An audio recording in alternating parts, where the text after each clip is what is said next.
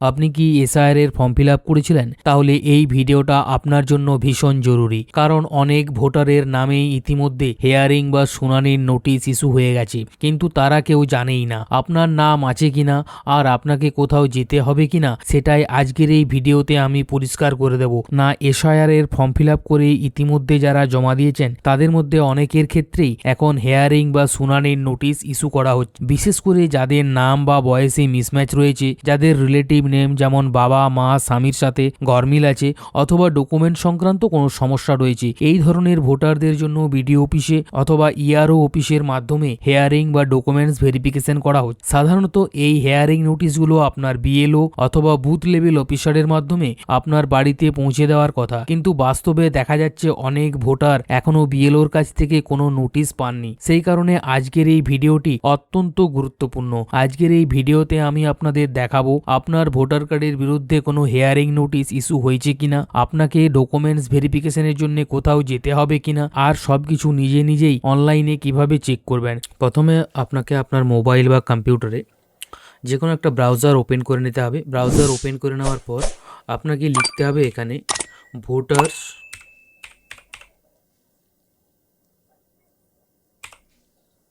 voterseci.gov.in।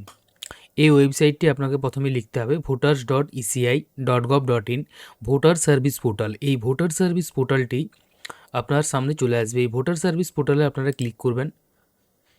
Click করে নেওয়ার পর আপনাদের কাছে এরকম একটা ইন্টারফেস আপনাদের কাছে ওপেন হবে।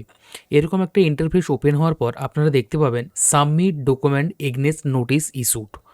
সাবমিট ডকুমেন্টস নোটিশ ইস্যুড এই অপশানটা আপনারা কিন্তু এখানে দেখতে পাবেন।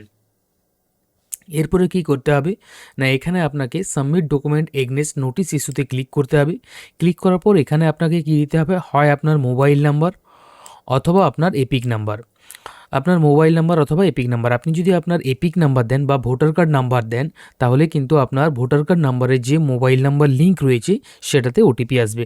আর যদি আপনার এখানে রেজিস্টার করা থাকে তাহলে আপনারা এখানে কিন্তু আপনার রেজিস্টার্ড মোবাইল নাম্বারটা দিতে পারেন। যদি আপনার রেজিস্টার করা না থাকে তাহলে আপনাকে কি করতে হবে, এখানে সাইন আপ বলে যে অপশানটা আছে এখানে মোবাইল নাম্বার দেবেন, ক্যাপচা দেবেন, কন্টিনিউ করে ওটিপি দেবেন। ওটিপি দেওয়ার পরেই কিন্তু আপনার এখানে রেজিস্ট্রেশন কমপ্লিট হবে। আমি কিন্তু এখানে রেজিস্ট্রেশন প্রসেস দেখাচ্ছি না, আমি শুধু আপনাদেরকে জাস্ট দেখাবো যে আপনার ভোটার কার্ডের এগেইনস্টে কোনো নোটিশ ইস্যু হয়েছে কিনা। তাহলে সবার প্রথম কি করব, আবার আমরা চলে আসবো এখানে সাবমিট ডকুমেন্ট এগেইনস্ট নোটিশ ইস্যুতে ক্লিক করব। ক্লিক করার পরে আমরা এখানে আমাদের মোবাইল নাম্বারটা টিপবো। তো আমি আমার মোবাইল নাম্বারটা এখানে টিপছি, মোবাইল নাম্বার টিপলাম। এরপর আমি কি করব, এখানে ক্যাপচা দেবো।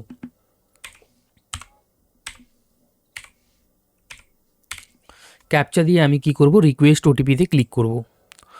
এখানে আমি আমার ওটিপি দেব। ওটিপি আমার এখনও এসে পৌঁছায়নি, চেক করে দেখিনি মোবাইলে।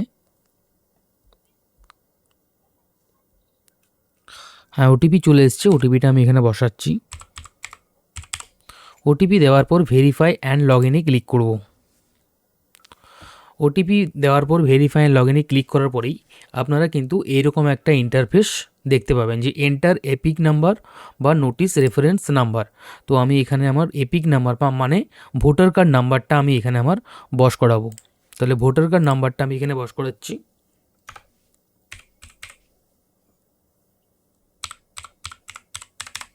ভোটার কার্ড নাম্বারটা বস করালাম। এরপর কিন্তু আমার ওটিপি আসবে, যে আমার ভোটার কার্ডে যে মোবাইল নাম্বার লিঙ্ক করা আছে সেই মোবাইল নাম্বারে আমার কিন্তু একটা ওটিপি আসবে। না, এখানে দেখুন লিখেই দিয়েছে OTP will be send to registered mobile number. তো এখানে টিপলাম। এখানে আমি আমার ওটিপি বস করাবো আমার রেজিস্টার্ড মোবাইল নাম্বারে যে ওটিপিটা এসছে।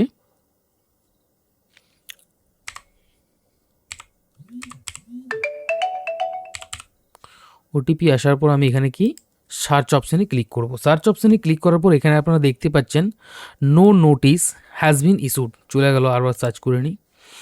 No notice has been generated as on day, please check after few days. না, আজকের ডেটে আমার এখনও কিন্তু কোনো রকম নোটিস এসে পৌঁছায়নি।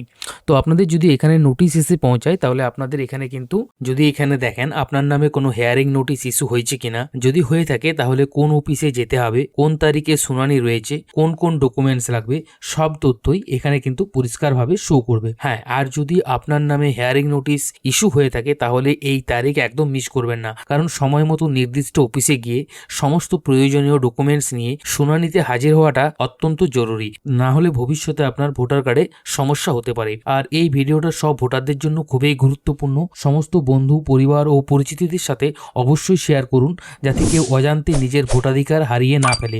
আর যদি ভিডিওটি ভালো লেগে থাকে তাহলে অবশ্যই একটা লাইক করুন, কমেন্ট করে আপনার প্রশ্নও লিখুন। আর এমন গুরুত্বপূর্ণ সরকারি আপডেট পেতে চ্যানেলটিকে অবশ্যই সাবস্ক্রাইব করে রাখুন।